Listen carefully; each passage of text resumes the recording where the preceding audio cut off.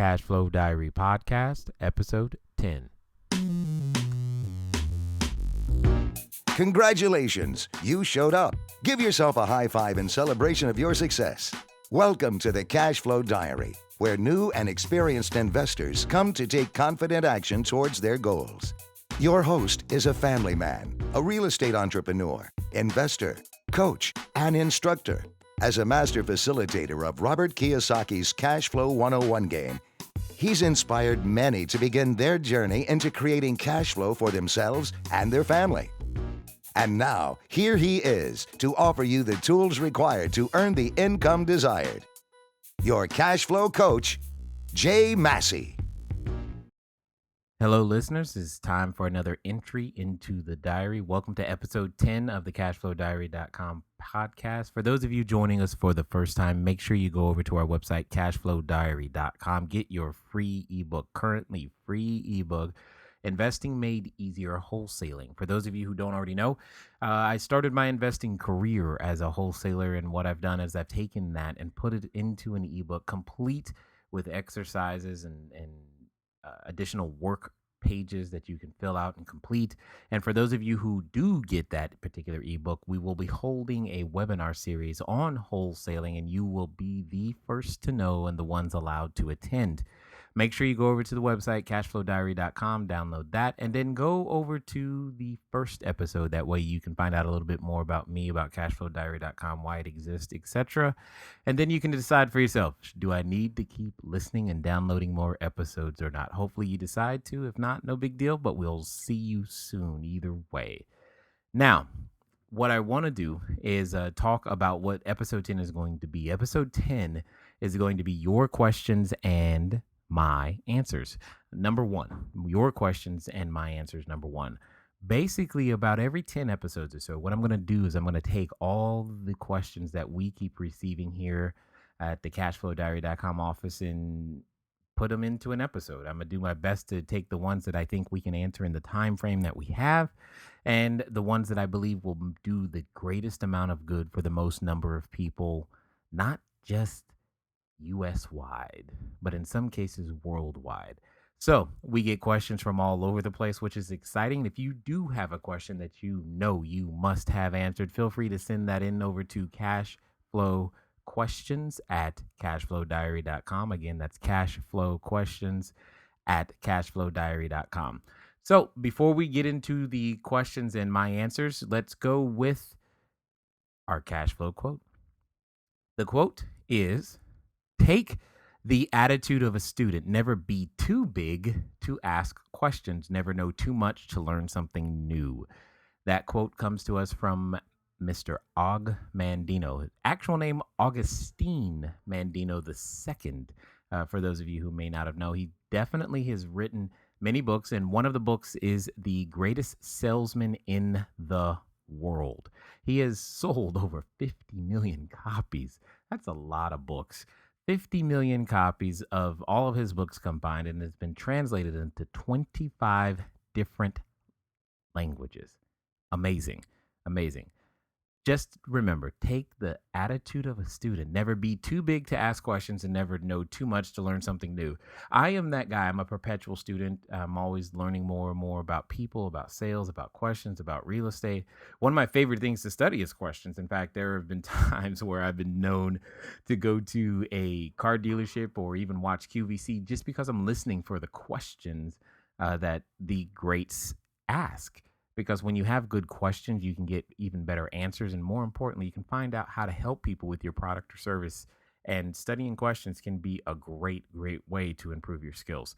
Definitely something I highly recommend. And there's no such thing as a question that you should not ask. And that's what I love about his comment, is never to be too big to ask questions. Sometimes we can get ourselves into a situation and we think, you know what, it's not the right time, not the right place. It's a question I shouldn't ask. Of course, everybody knows it. No, everyone doesn't, because you don't. And you are a part of everyone. So ask the question. You never know.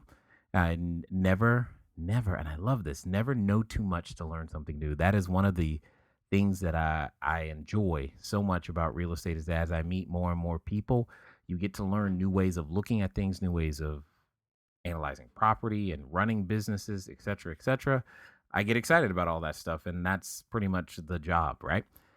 So, what we're going to do is I'm just going to take some of the questions that have come in, do my best to answer them. And the first one comes to us, and I'm just going to read first names only. So, if you ever want me to actually state full name or websites or emails, feel free to let me know.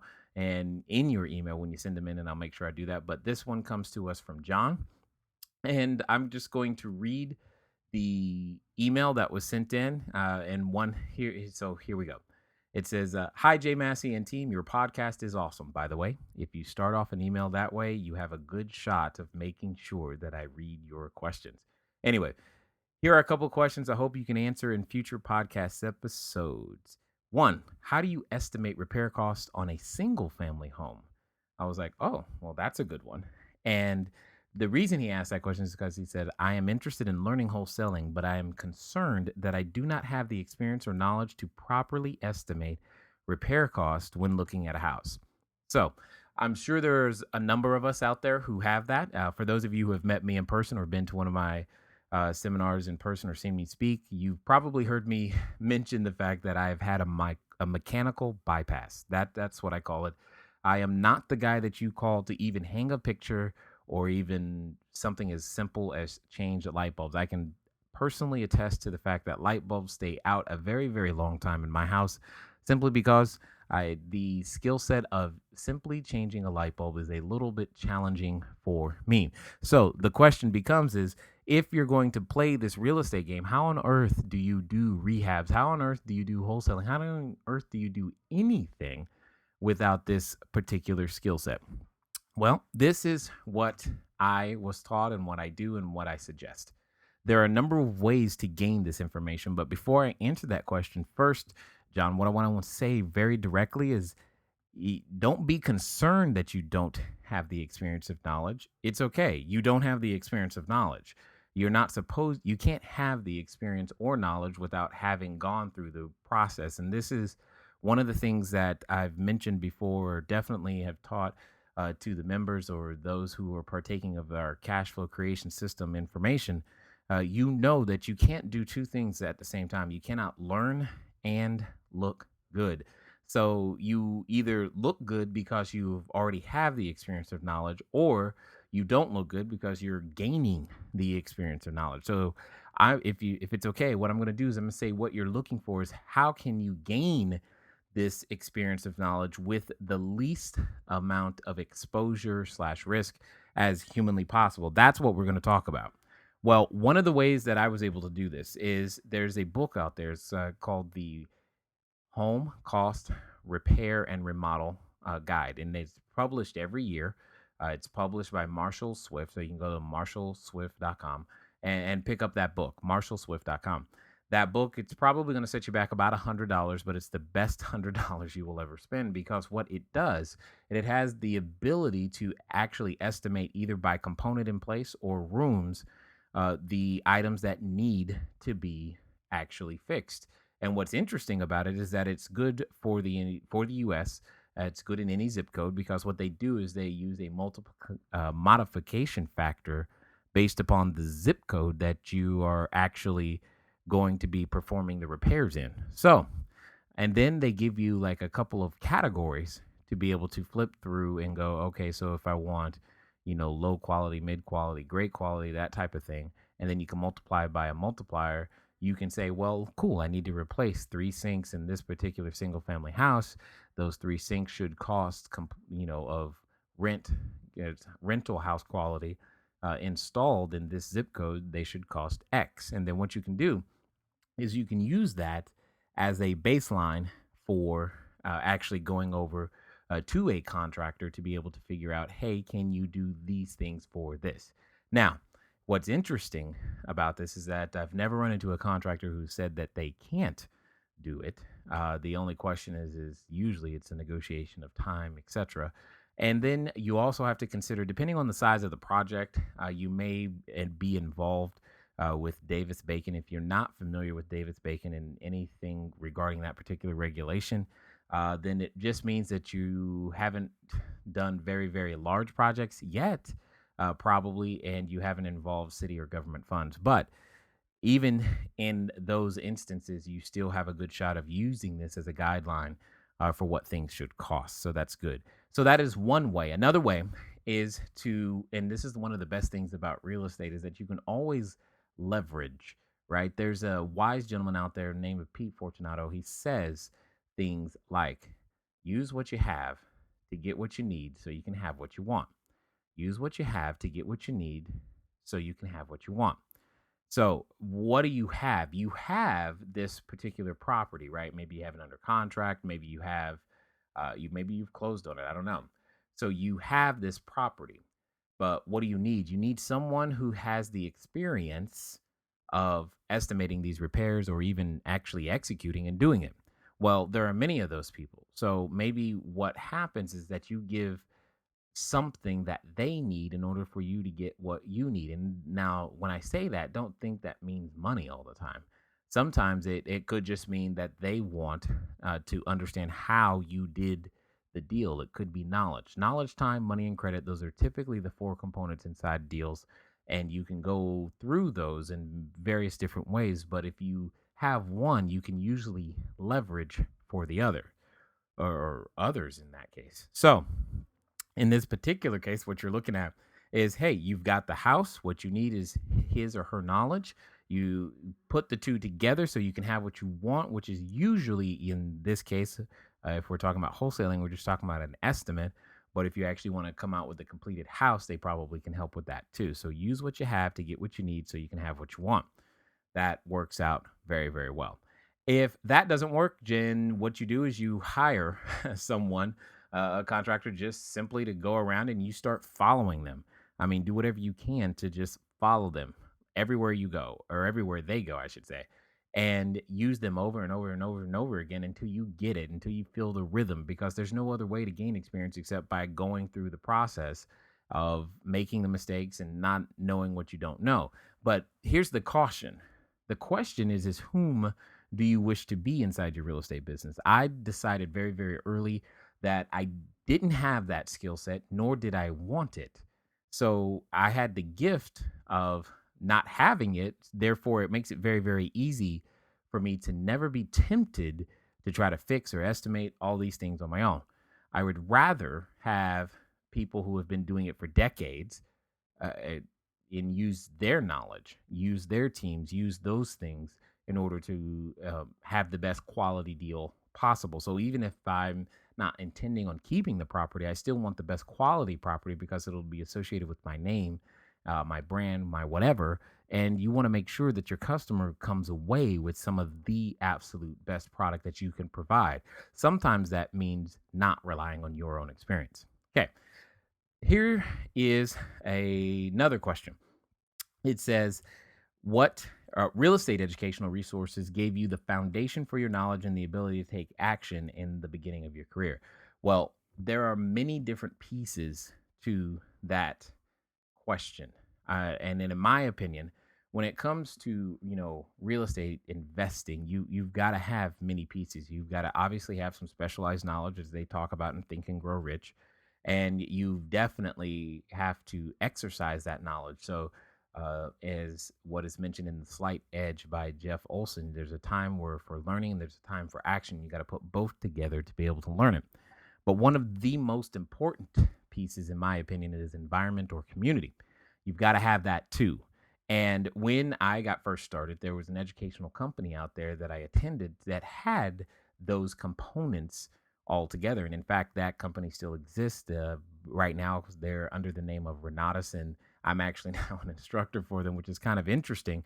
But what is important to understand is that you must find a way into communities like that give you the ability and access to all of those components at the same time so that you can take advantage of what is called eustress. It's the exact opposite of distress. So eustress.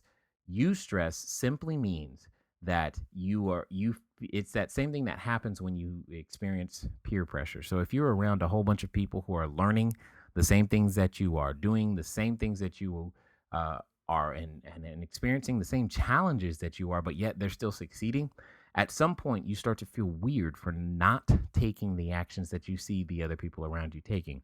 And what begins to happen is that you, in order to still quote unquote fit in, you start taking the same actions.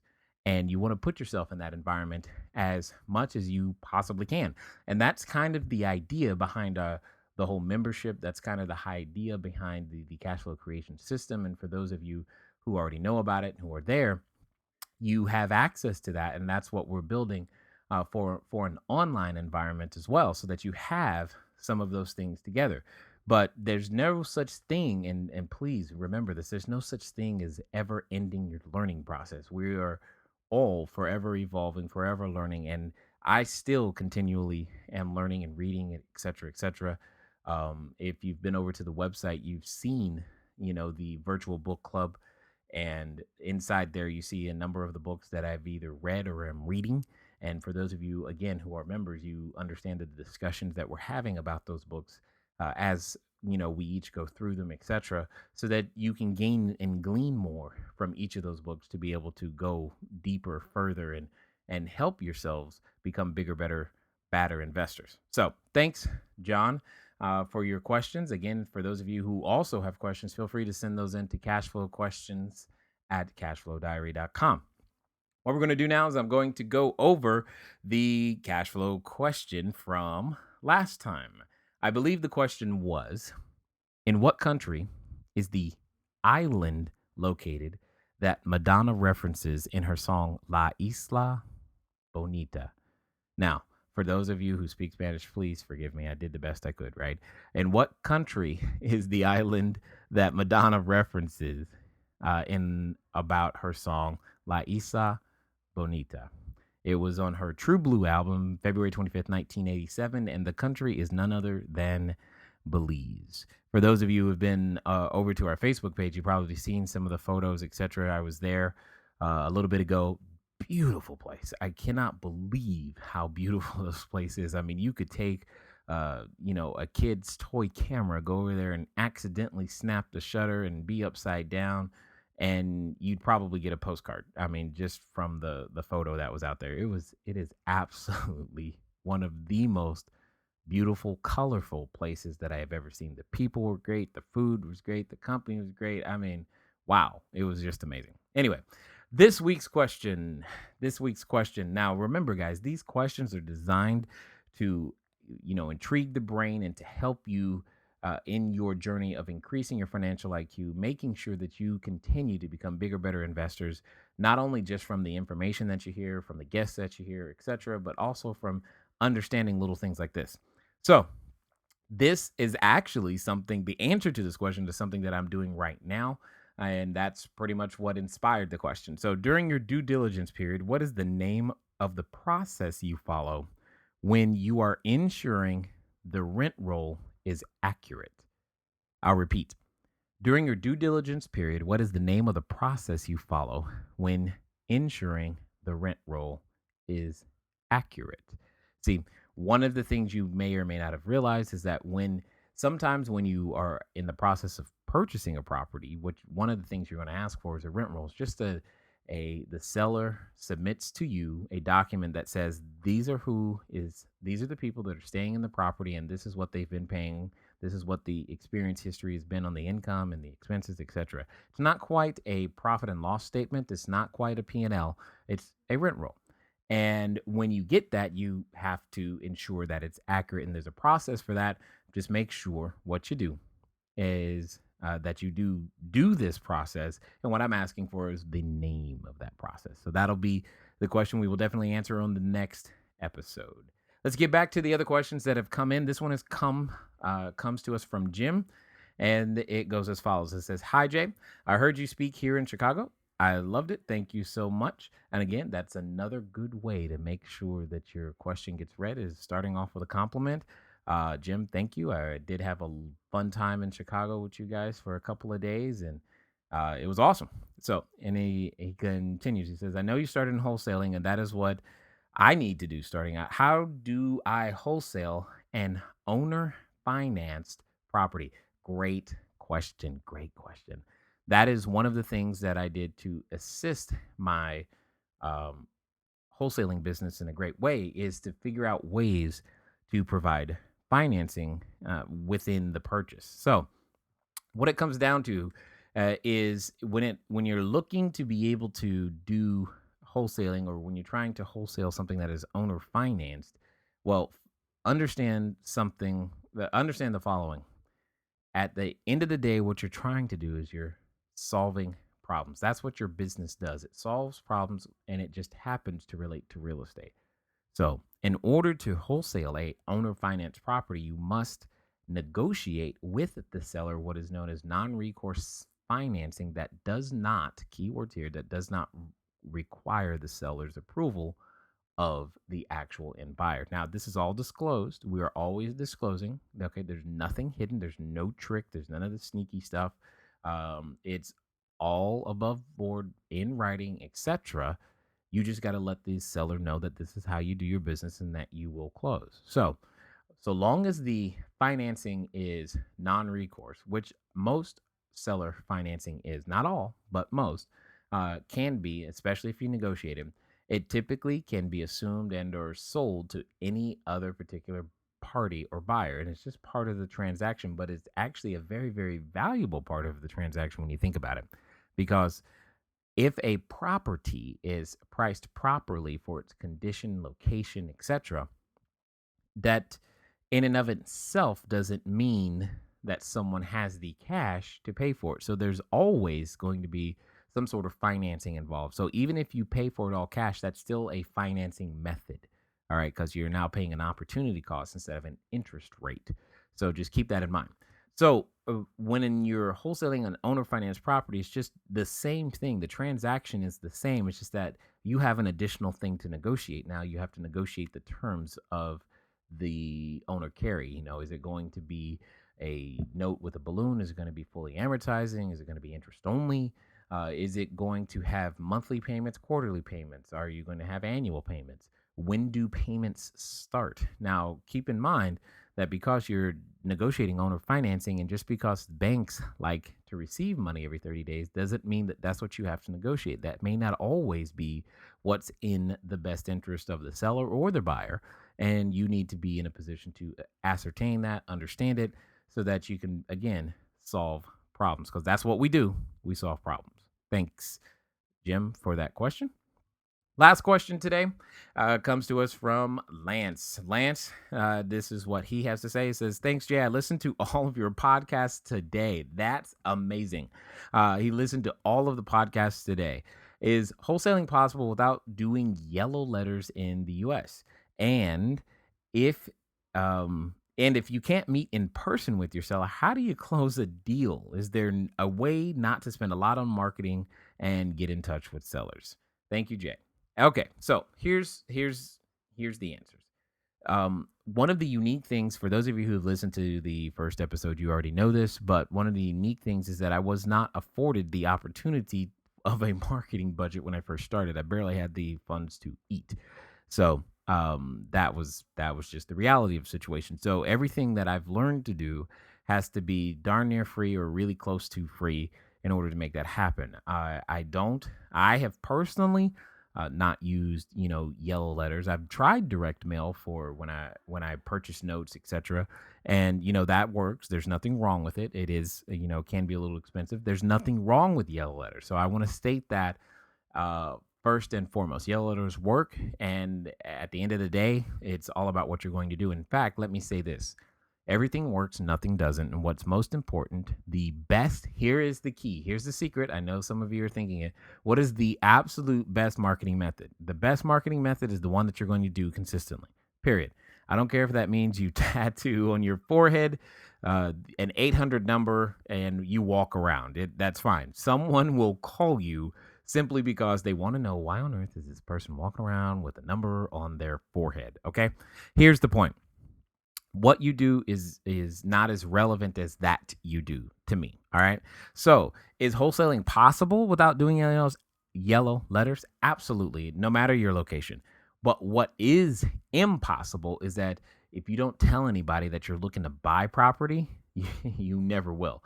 So you must have some method of getting in front of people who have the property that you are looking to purchase. Because as a wholesaler, your inventory is a contract, not the house. So if you have nothing under contract, you have nothing to sell. All right. So keep that in mind. So you must come up with a system, a way of making sure that people know that, hey, you're looking to buy property from them, whatever that is.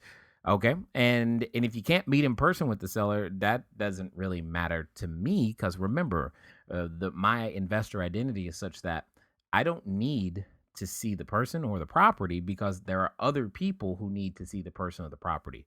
I don't need to see you in order to buy a piece of property from you. In fact, I can count on like one hand the number of actual sellers that I've seen. In fact, I've never even closed any of my transactions, and I've done hundreds now in 8 different states, and we have hundreds of units in 5 different states. I've never, I can't remember a time. There might have been one where I've actually went to an escrow or a title company and physically signed the paperwork. Most of the time, I close via using FedEx or UPS or some sort of method that way. And there have been many times where I've closed transactions without ever meeting the seller or the property. In fact, there are many properties I still haven't seen. But that's, besides the point. And then I'm comfortable doing that. You may not be that comfortable, because I look at real estate as a um, very much through the eyes of a financial planner, because that's what I was. That's what I used to do a long time ago, right? Don't do that anymore. I'm not licensed anymore. None of those things. But when I look at it, I look at it as a stream of income. I don't need to see the property to analyze a stream of income. I do like to see the property to look for additional opportunities and additional um, uh, warnings or threats. Those I like. That's the reason I like to go see a property these days, not because I intend on doing the repairs myself or anything of that nature. So if you can't meet with a seller in person, in my opinion, that's okay. That's great. That means you can be more efficient. You can talk to more people. You can do a lot of business just in your car on the phone, or at home, or in Starbucks, or whatever coffee shop you prefer. So closing that deal just simply means you now have to do a closing, usually through FedEx or UPS or some sort of registered mail service. And you got to work with a title and or escrow company that understands what you're doing and that you don't have an intention of physically showing up. So you probably going to spend a grip load of money on notaries. At least I do. I know all about it. And that's pretty much what you're going to end up doing. And there's nothing wrong with that, but that's just one way of doing it. So, is there a way to not spend a lot on marketing and get in touch with sellers? Absolutely, Lance, because this is probably the most important thing that all of us can do more, and we all need to do more of, is that we must now develop a system for making it easy for people to understand that we want their business, and more importantly, we want their referrals. So, the way to not have to spend a lot of money on marketing is give other people a reason to market for you. So, for example, what does that mean? If you've completed a transaction with anyone and it went well, give them a reason to want to talk more about you in that transaction. Now, see, some people are naturally going to do it, which is great. And what ends up happening is that they start talking about that transaction to other people and their friends. And what happens, and they go, wow, how can I do that? But because you didn't tell them, hey, if any of your friends or family members says something like, that they want to do this too, could you please send them to me? Simply because you didn't say that, they don't think on their own to go, well, you need to call my guy or my gal, and I'm sure they can help you too. We've got to be clear and making sure that people understand that we are never too busy for their referrals. If you've ever attended a training by Brian Buffini, you kind of understand exactly what I'm going through or what I'm saying, because that's one of the things that as a financial planner I had to get good at, is making sure that we got business by referrals, because you couldn't necessarily advertise. You can't put in yellow pages, couldn't put out ads on Craigslist, all this other stuff. Hey, let me be your financial planner. That doesn't really work. It had to come by referral. And that was what we must all become good at doing, more and more and more and more and more, so that we don't have to spend money on marketing, because we can't compete with the big guy who has the budget to spend money on a Super Bowl commercial or something of that nature. We have to figure out better ways to make that happen. And that we also have to understand our unique selling proposition, i.e., Why should someone sell their property to us as opposed to a realtor? What on earth are we bringing to the table? What problems are we solving? And if you focus on solutions to people's problems, people know people who have problems like themselves. And it becomes very, very easy to continually solve and brand yourself as a person who solves a particular type of problem. So, what ends up happening is that instead of you having to quote unquote get in touch with sellers, they start getting in touch with you and you become known as a problem solver. And that's the goal. You want to become known as the problem solver. One of the things that I like is that I'm known as a problem solver. One of the things that has happened to me in the past is, believe it or not, one of my sources for finding our property has become local code enforcement because we're known for solving problems. So code enforcement calls us and says, hey, there's a problem over here with this particular property. Here's the owner, etc. Can you help? And it's only because we've solved other problems with properties and with the assistance of code enforcement. And the code enforcement isn't an enemy. They can be your greatest friends. Same thing with the anti-neglect or fire departments, etc. These individuals are charged with keeping their city safe and clean, etc., and making sure properties look, relatively decent. Well, you could become that very person that's known as making their properties always look relatively decent. And here's a secret. Those properties, you can pick them up really, really, really cheap. So keep that in mind as you're going out there. Hopefully, Lance, that answers your questions. And I'm sure it answers a few more questions for a few more people out there. Anyway, that's all the time we have for the questions at this moment. Again, if you've got questions, you want them answered, feel free to send those in to CashFlowQuestions@CashFlowDiary.com. My final comment is actually another quote about questions, and it comes to us from the management expert himself, Mr. Peter Drucker. He simply says, my greatest strength as a consultant is to be ignorant and ask a few questions. Till next time.